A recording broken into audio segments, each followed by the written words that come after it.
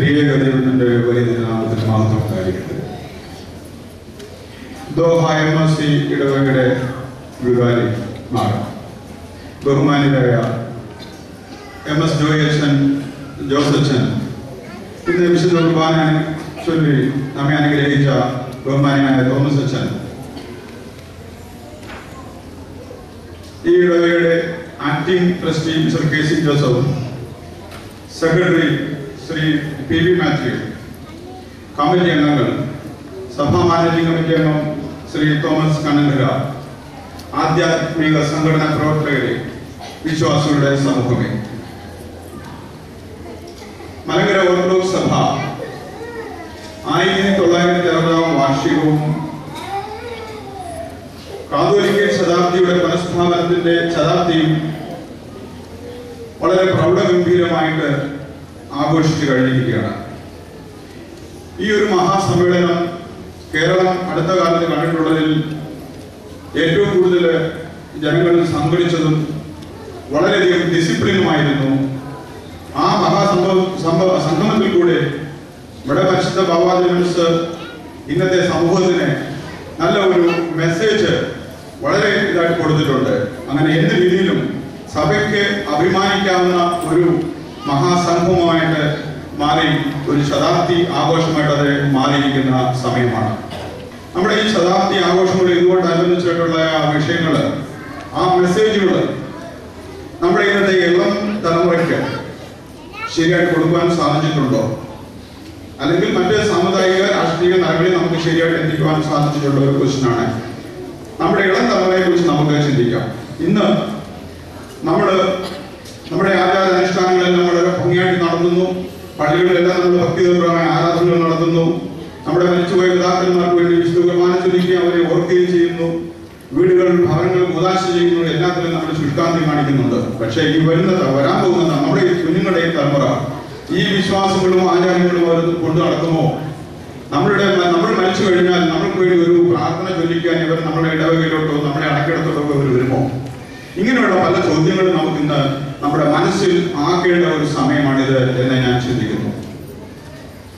ഇന്നത്തെ സഭയുടെ നമ്മുടെ കാര്യങ്ങൾ നോക്കിക്കഴിഞ്ഞാൽ, ഇന്ന് നമുക്കിവിടെ വരുമ്പോൾ, നമ്മുടെ ജനങ്ങളെ കാണുമ്പോൾ സഭാപിതാക്കന്മാർക്കും എല്ലാവർക്കും വളരെ സന്തോഷമുണ്ട്. കോടാനുകോടികളാണ് ഗൾഫിന്റെ പ്രദേശത്തു നിന്ന് സഭയിലേക്ക് ഒഴുകിക്കൊണ്ടിരിക്കുന്നത്.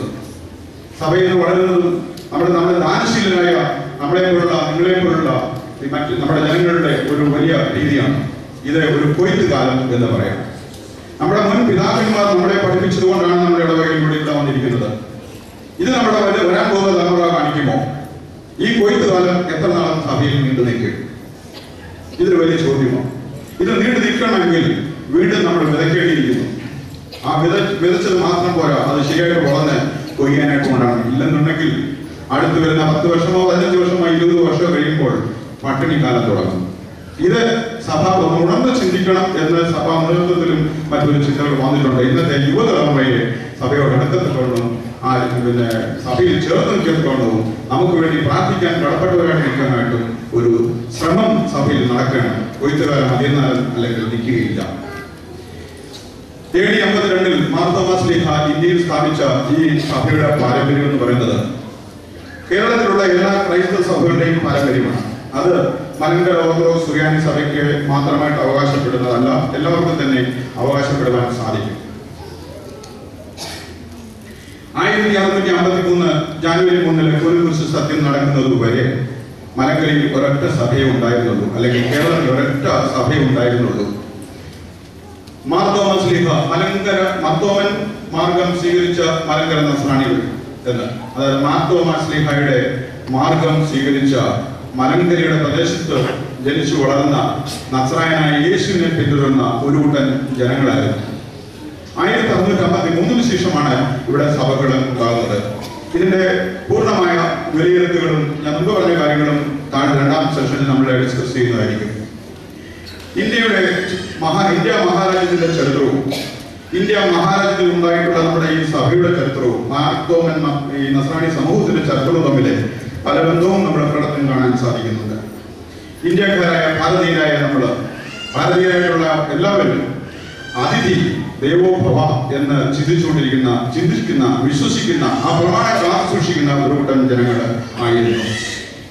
ക്രിസ്തുവർഷത്തിന് മുമ്പ് തന്നെ വൈദേശികളായ ജനങ്ങൾ ഇന്ത്യയുടെ ഭാഗത്തിലേക്ക് വന്ന കച്ചവടത്തിനും ഈ പ്രകൃതി വിഭവങ്ങൾ ശേഖരിക്കുന്നതിനുമായിട്ട് വന്നതായിട്ട് നമുക്ക് ചരിത്രങ്ങളെ കാണുവാൻ സാധിക്കുന്നുണ്ട്. ആ വിശദ വിവരങ്ങളോട് ഞാൻ കിടക്കുന്നില്ല. എന്നാൽ 15-ാം നൂറ്റാണ്ടിന്റെ പകുതിയോടെ വൈദേശികളായ പോർച്ചുഗീസുകാര് ഇന്ത്യയിലേക്ക് കടന്നു വന്നു.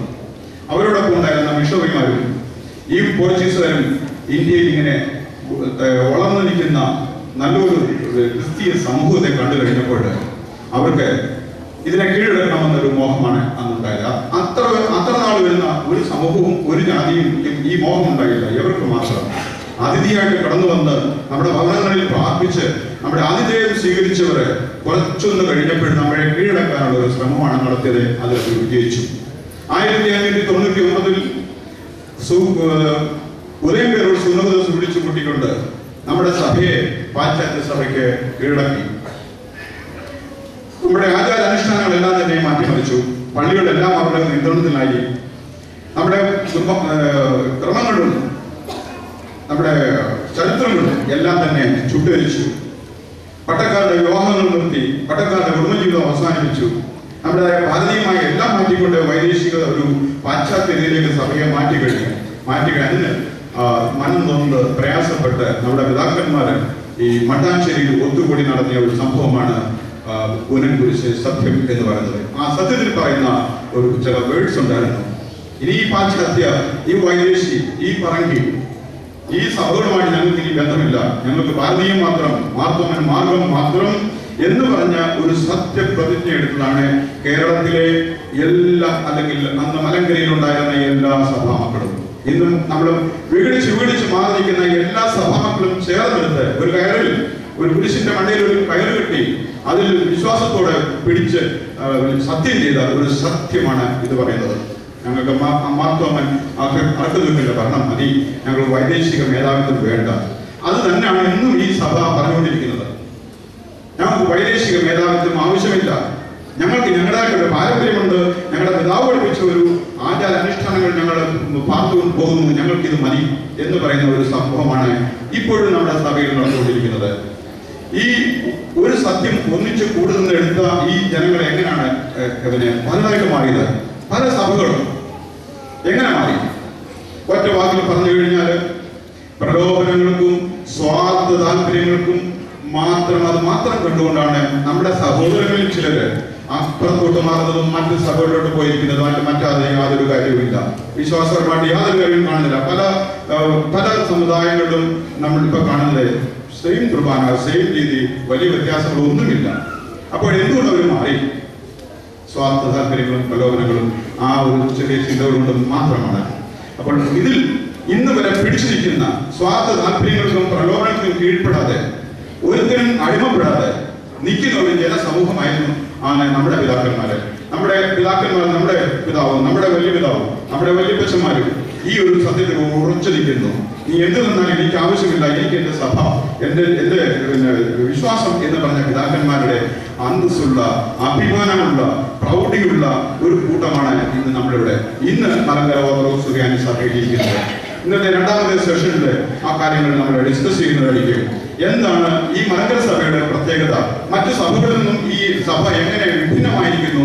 നമുക്ക് എന്ത് കാര്യത്തിൽ നമുക്ക് അഭിമാനിക്കാനുണ്ട്? എന്ത് കാര്യങ്ങൾ നമ്മൾ ഇനി മുമ്പോട്ട് ശ്രദ്ധിക്കാനുണ്ട്? ഇന്ന് പ്രത്യേകിച്ചും ഇന്ന് കേരളത്തിൽ നോക്കുമ്പോൾ മലങ്കര എന്നൊരു പേര് അനേക സഭകൾ എടുത്തുപയോഗിക്കുന്നുണ്ട്. പലരുടെ വേട്ടപ്പാടൊക്കെ മാറിക്കൊണ്ടിരിക്കുന്നു. കാതലിക്ക ബാബാമാരെന്നും അവിടെ ഇവിടെയുമായിട്ട് പ്രത്യക്ഷപ്പെടുന്നു. ഇതൊക്കെ എന്താണ് ഇതിന്റെ ഒരു അവരുടെ കാര്യം എന്താണെന്ന് ചോദിച്ചു കഴിഞ്ഞാൽ, ഇന്ന് ഈ സഭകൾക്ക് അധികമായിട്ട് പണവും പ്രസ്ഥാനങ്ങളും കാര്യങ്ങളും എല്ലാം ഉണ്ട്. നമുക്കറിയാം, നമ്മുടെ നാട്ടിലുള്ളവർ ചിലർക്ക് പണവും പ്രസ്ഥാനവും ഒന്നിച്ചു കഴിഞ്ഞാൽ പിന്നെ അവർക്ക് വേണ്ട അധികാരമാണ്, മറ്റുള്ളവരെ അടക്കി ഭരിക്കേണ്ട ഒരു ആവേശമാണ് മനുഷ്യന്റെ ഹൃദയത്തിലുള്ളത്. ഈ അതേ ചിന്താഗതിയാണ് ഈ സഭകൾക്കുള്ളത്. അവർക്ക് എല്ലാമായി കഴിഞ്ഞപ്പോൾ മറ്റുള്ളവരെ അടക്കി ഭരിക്കുക. ഇന്ന് കേരളത്തിൽ, ഇന്ത്യയിൽ നിൽക്കുന്ന ഒന്നാമത്തെ സഭ ഞാനായിരിക്കണം, ഞാൻ പറയുന്നതാണ് മറ്റുള്ളവർ കേൾക്കേണ്ടത് എന്നുള്ളൊരു ചിന്താഗതിയാണ് എവിടേക്ക് മനസ്സിൽ പോകുന്നത്. ഈ സമയത്ത് നമ്മൾ നമ്മുടെ കുഞ്ഞുങ്ങളെ പറഞ്ഞു പഠിപ്പിക്കണം.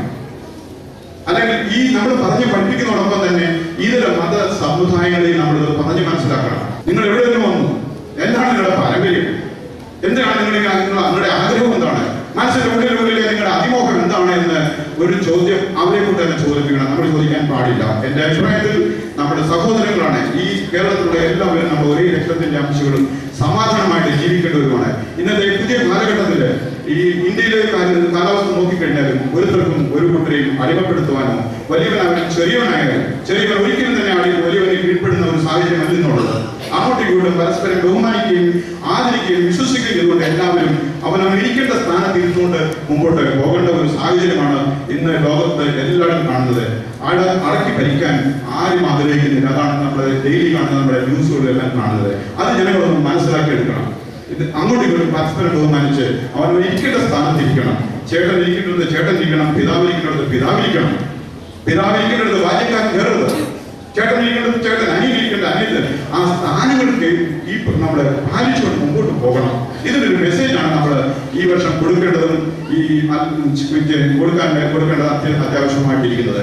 ഈ മെസ്സേജ് കൊടുക്കുന്നില്ലെങ്കിൽ അത് നമുക്ക് വലിയ പ്രയാസമായിരിക്കും. ബാക്കി കാര്യങ്ങൾ രണ്ടാമത്തെ സെഷനോട് ഞാൻ പറയാം. ഈ കുരങ്കുരിശ് സത്യം നടന്നത് മട്ടാഞ്ചേരി, കൊച്ചിയിലുള്ള മട്ടാഞ്ചേരി സ്ഥലത്താണ്. അവിടെ നമ്മുടെ സഭയ്ക്ക് ഇപ്പോൾ എല്ലാവരും എടുത്തതിന് ശേഷം ഒരു 60 സെന്റ് സ്ഥലം നമുക്ക് ബാക്കിയായിട്ടുണ്ട്. പൗരാണികമായ സ്ഥലമാണ്. അവിടെ 1751 ബസേലിയോസ് സക്കറുള്ള ബാബായുടെ നേതൃത്വത്തിൽ പണിയ ഒരു പള്ളി ഇവിടെ ഉണ്ട്. അത് ആ ഭാഗം ഒരു പുനരുദ്ധാരണം ചെയ്തിട്ട് അതിന് പിൽഗ്രിം സെന്ററായിട്ട് ഒരു പരിശുദ്ധ വലിയ ബാബാദിനെ മനസ്സ് ഡിക്ലെയർ ചെയ്യുകയും അതിന്റെ അതിന്റെ വർക്കുകൾ നടത്താനായിട്ട് ഒരു കൗൺസിലിനെ രൂപീകരിക്കുകയും ചെയ്തിട്ടുണ്ട്. അതിലൊരു അംഗമാണ് ഞാൻ.